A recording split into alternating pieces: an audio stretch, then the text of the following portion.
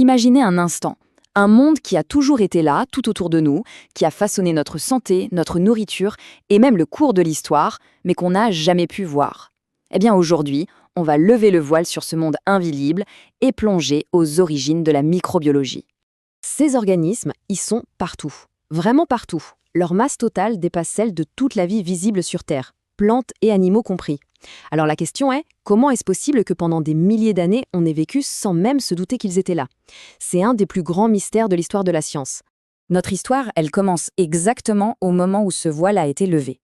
Et, chose étonnante, ce n'est pas un savant dans une grande académie qui a fait cette découverte, mais un simple marchand, avec une curiosité absolument dévorante. Et voici l'homme en question, Anthony van Leeuwenhoek. Il n'était pas un scientifique de formation, non, c'était un marchand de tissus. Mais il était fasciné par les lentilles, qu'il polissait lui-même pour vérifier la qualité de ses draps.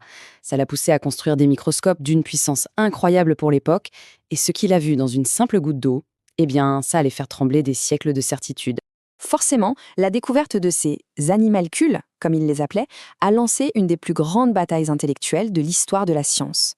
Si la vie pouvait exister sous une forme aussi petite, aussi invisible, d'où venait-elle? C'est la grande question. Pendant des siècles, la réponse semblait toute trouvée. La génération spontanée. C'est une théorie qui remonte à Aristote et qui disait en gros que la vie pouvait naître de la matière inerte. On pensait par exemple que la boue pouvait créer des grenouilles ou que de la viande en train de pourrir créait elle-même des asticots. Mais au XVIIe siècle, cette vieille idée commence à être sérieusement remise en question. L'expérience de Francesco Redi, elle est d'une simplicité géniale. Avec ses 3 bocaux, il a montré que les asticots n'apparaissent pas comme par magie sur la viande. Non, ils viennent des œufs que les mouches pondent dessus. La conclusion, radicale pour l'époque, c'était « la vie ne peut venir que de la vie ». Mais le débat était loin d'être terminé. Il s'est juste déplacé vers le monde microscopique. John Needham, un scientifique anglais, pensait avoir prouvé la génération spontanée. Mais son rival, l'Italien Lazzaro Spallanzani, a tout de suite vu la faille. Needham n'avait sûrement pas chauffé son bouillon assez fort ou assez longtemps pour tuer tous les microbes déjà présents. Et quand on compare les résultats, c'est flagrant. D'un côté, le bouillon de Needham qui grouille de vie. De l'autre, celui de Spallanzani parfaitement clair. La seule différence, c'était la durée de l'ébullition. C'est une leçon incroyable sur l'importance de la rigueur scientifique. Spallanzani a alors eu une intuition.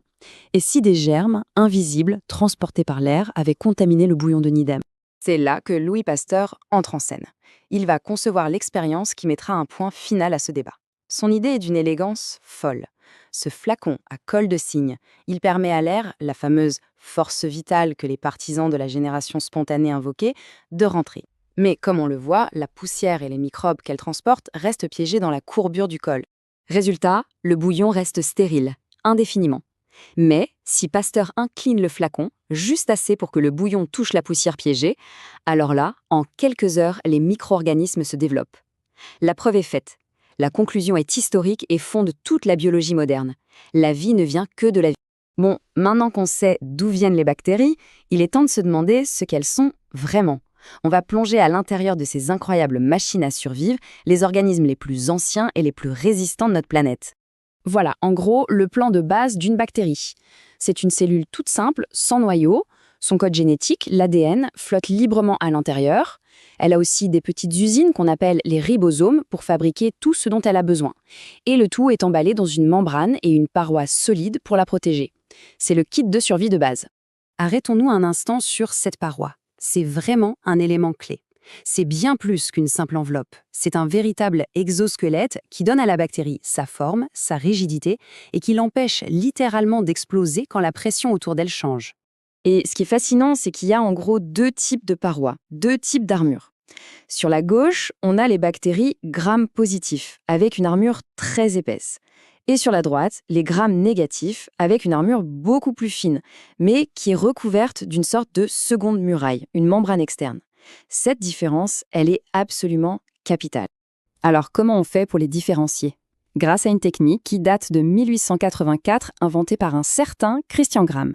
C'est une sorte de test de résistance de l'armure. On commence par colorer toutes les bactéries en violet. On fixe la couleur. Et ensuite, on essaie de la rincer avec de l'alcool. Et voilà ce qui se passe. L'armure épaisse des bactéries gram-positifs retient le colorant, elle reste violette.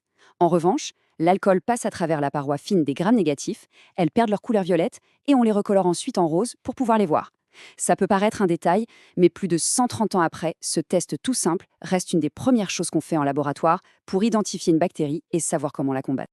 Maintenant qu'on a vu l'équipement de base, passons à ce qu'on pourrait appeler les améliorations optionnelles, leurs super pouvoirs. Ce sont des structures que certaines bactéries possèdent et qui leur donnent des avantages décisifs et parfois les rendent bien plus redoutables. Un des plus importants, c'est la capsule. C'est cette couche un peu gélatineuse qui entoure certaines bactéries. Son rôle principal, la protection. Elle agit un peu comme une cape d'invisibilité qui empêche les cellules de notre système immunitaire de la reconnaître et de la détruire. Prenons un exemple concret. La bactérie qui cause la maladie du charbon, l'anthrax. Sa dangerosité vient en grande partie de sa capsule. Sans elle, nos défenses immunitaires l'élimineraient sans problème. C'est ce qu'on appelle un facteur de virulence majeur. Un autre super pouvoir se cache ici, les plasmides. Ce sont des petits morceaux d'ADN circulaires, en plus du chromosome principal. Il faut les voir comme des sortes de puces d'amélioration, des modules qu'on peut ajouter, et qui contiennent des gènes bonus. Par exemple, le gène qui permet de résister à un antibiotique. Et le plus fou dans tout ça, c'est que les bactéries peuvent s'échanger ces puces d'amélioration. Ce processus, c'est la conjugaison. Une bactérie va créer une sorte de pont vers une autre grâce à ce qu'on appelle un pilus pour lui transférer une copie d'un plasmide. C'est comme ça que la résistance aux antibiotiques peut se propager à une vitesse folle dans une population de bactéries. Alors, pour finir, pourquoi est-ce que tout ça est si important pour nous aujourd'hui? Faisons le lien entre ces vieilles découvertes et leur impact bien réel sur notre médecine et notre santé. Vous vous souvenez de cette histoire d'armure épaisse ou fine? Eh bien, ce n'est pas qu'un détail de biologiste. C'est une information cruciale pour un médecin. La double muraille des bactéries gram-négatives, par exemple, les rend imperméables à beaucoup d'antibiotiques. Donc, savoir si on a affaire à un gramme positif ou un gramme négatif, c'est la toute première étape pour choisir la bonne arme. Et dans ce combat contre l'infection, la vitesse peut sauver.